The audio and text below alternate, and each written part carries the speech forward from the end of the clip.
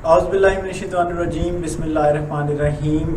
I am your chemistry teacher Shahzeb Kiyani और आज हम लोग पढ़ेंगे 10th class chemistry chapter number 10 की टेस्ट योरसेल्फ 10.3। स्टार्ट करते हैं क्वेश्चन नंबर 1 से। Why is pure water not a strong electrolyte? Pure water strong electrolyte क्यों नहीं है?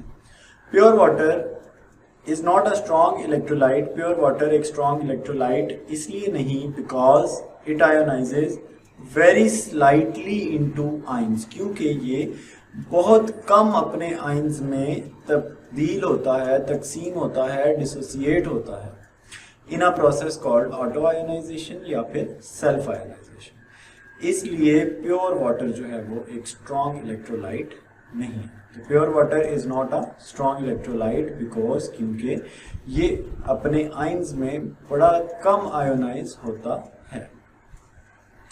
बात करते हैं क्वेश्चन नंबर 2 की। HCl and H2SO4 are strong acids. HCl और H2SO4 स्ट्रॉन्ग एसिड्स हैं, जबकि इनके जो इक्विमोलर सॉल्यूशन है उनकी pH की वैल्यू डिफरेंट होती है। ऐसा क्यों है? अगर हम H2SO4 की बात करें तो H2SO4 एक डाइबेसिक सॉल्ट है। डाइबेसिक सॉल्ट का मतलब है कि H2SO4 का एक मॉलिक्यूल 2 हाइड्रोजन आइंस प्रोड्यूस करता है। जब हम H2SO4 को डिसोसिएट करवाते हैं तो इसमें से 2 हाइड्रोजन आइंस जो हैं वो जनरेट होते हैं, जबकि HCl की बात करें तो HCl में से सिर्फ और सिर्फ एक हाइड्रोजन आइन जनरेट होता है, इसलिए इसको मोनोबेसिक सॉल्ट कहते हैं। H2SO4 में 2 हाइड्रोजन आइन जनरेट होते हैं, जबकि HCl में एक हाइड्रोजन आइन जनरेट होता है because it's one molecule produces only 1 hydrogen आइन, क्योंकि इसका एक मॉलिक्यूल सिर्फ एक हाइड्रोजन आइन जनरेट करता है। So they have different pH values, जिसकी वजह से इनकी pH वैल्यूज डिफरेंट होती हैं even if their solutions are equimolar. बात करते हैं क्वेश्चन नंबर 3 की। Why is ionic product constant of water is temperature dependent? क्यों ionic product constant of water temperature dependent होता है? अगर हम ionic product constant of water की वैल्यू की बात करें तो 25 डिग्री सेल्सियस पर इसकी वैल्यू आती है 1.0 × 10⁻⁻14। Kw से आयनिक प्रोडक्ट कांस्टेंट ऑफ वाटर को रिप्रेजेंट किया जाता है। तो आयनिक product constant of water it is temperature dependent, ये टेम्परेचर पर डिपेंड करता है बिकॉज क्योंकि इट इंक्रीजेज, इसकी वैल्यू बढ़ जाती है विद द इंक्रीज और द राइज इन टेम्परेचर। तो हम ये कह सकते हैं कि ionic product constant of water, जिसको Kw से रिप्रेजेंट किया जाता है, it is directly proportional to temperature. जैसे जैसे हम टेम्परेचर को इंक्रीज करते जाते हैं वैसे वैसे ionic product constant of water की वैल्यू भी इंक्रीज होती चली जाती है। ठीक है, तो जैसे जैसे हम इसको इंक्रीज करते हैं ionic product constant of water की वैल्यू भी इंक्रीज हो जाती है।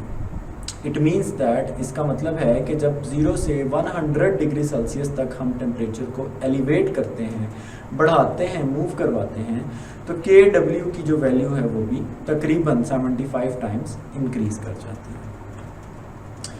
बात करते हैं इस टॉपिक के लास्ट क्वेश्चन की, जो है differentiate between P and pH value.